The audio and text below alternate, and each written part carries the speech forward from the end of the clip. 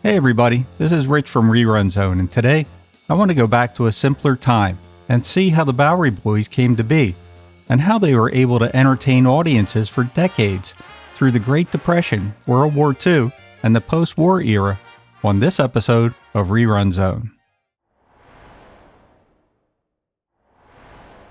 The journey began in 1935 with Sidney Kingsley's Broadway play Dead End, which featured a group of young actors who were cast to play teens growing up on the streets of New York during the Great Depression.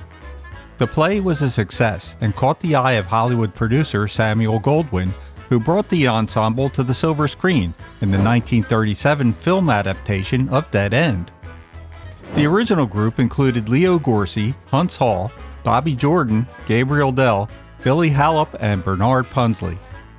The Dead End Kids, known for their on-screen portrayals of rowdy, streetwise youths, mirrored some of this behavior off-screen during their early Hollywood days.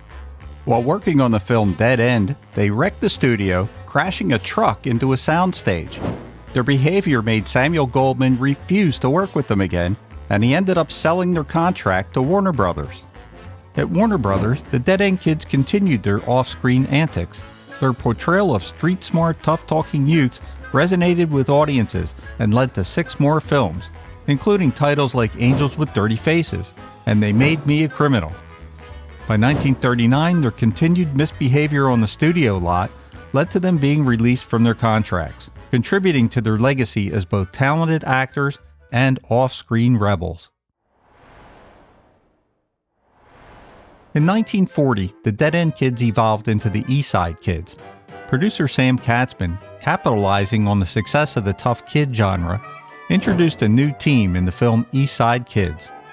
This included 2 of the actors from the Little Tough Guy films, along with former Our Gang player Donald Haynes. Bobby Jordan and Leo Gorcey soon joined the series and brought their experience and charisma to the new team.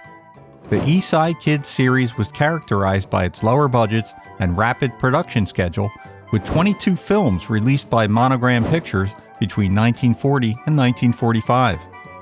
The series adapted to the times, with World War II influencing both the storylines and the cast, as many members were drafted or enlisted. Leo Gorcey was almost killed in a motorcycle accident only days after getting his draft notice.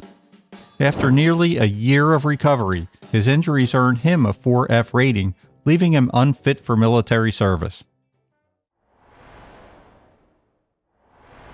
In 1946, a dispute over salary led Leo Gorcey to quit the East Side Kids.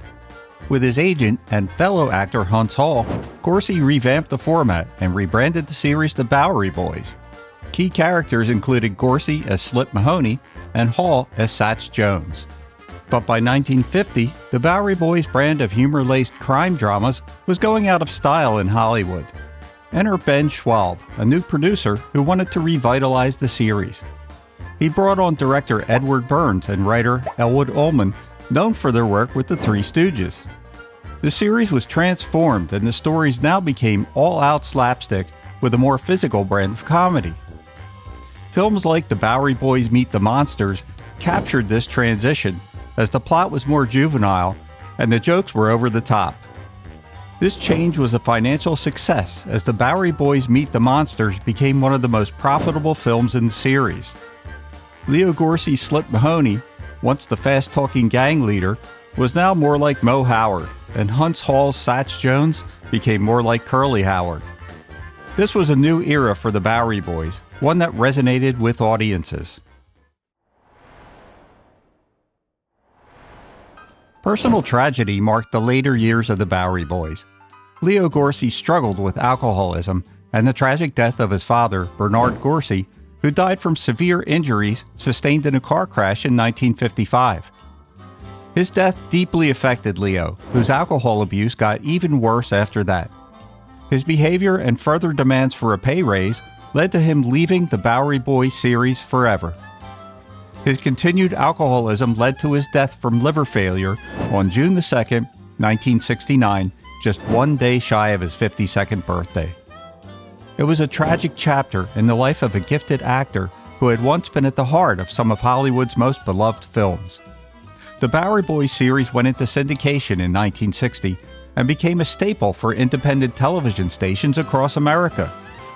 The series was now reaching new generations and was solidifying its place in American pop culture. The actors, especially Gorcey and Hall, became icons of their era. Through their various incarnations, they became a window into the social and cultural shifts of mid-20th century America. They hold a unique place in Hollywood history as they not only captured the spirit of their times, but also the transforming power of laughter, as humor remains a constant and cherished commodity. If you like this kind of content, make sure to check out one of these two videos about other classic series and leave your own personal memories of the Bowery Boys in the comments below. This is Rich from Rerun Zone. Thanks for watching, and I'll see you next time.